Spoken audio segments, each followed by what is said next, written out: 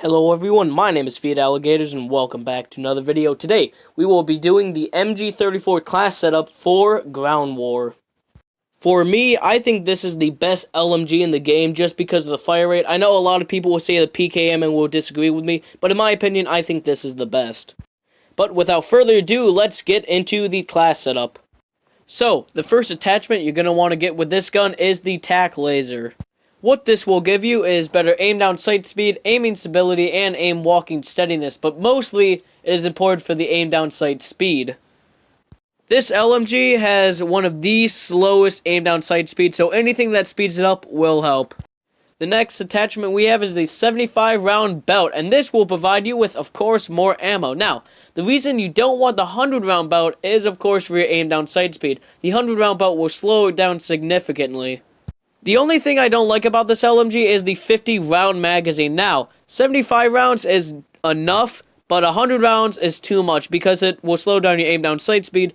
But 75, because of the fast rate of fire, you're running out of ammo so fast with the 50 round magazine, so an extra 25 shots helps a lot.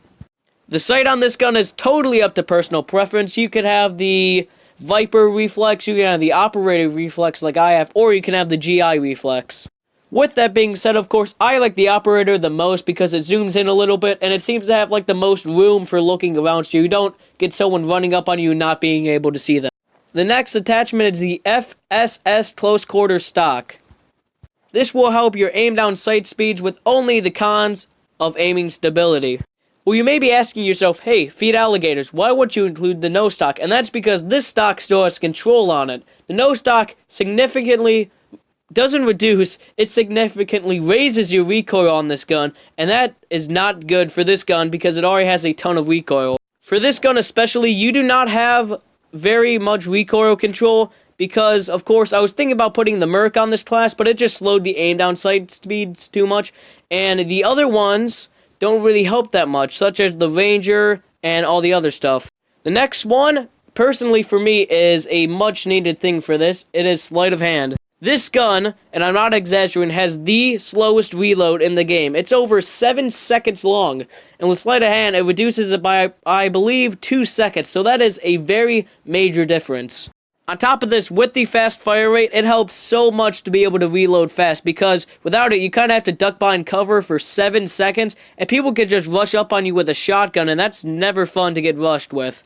So taking that time down helps so much when you're trying to rush or if you're holding a position if you need to reload. Now that we're done with the class setup, let's get into gameplay. Now, if you notice, I'm playing on Monza because this gun is very good for this map because it's more close quarters than, say, Divorce District or the Farm. And this is really good for us. Because of the 75 round magazine and the sleight of hand, you can have really good sustained fire and reload pretty fast.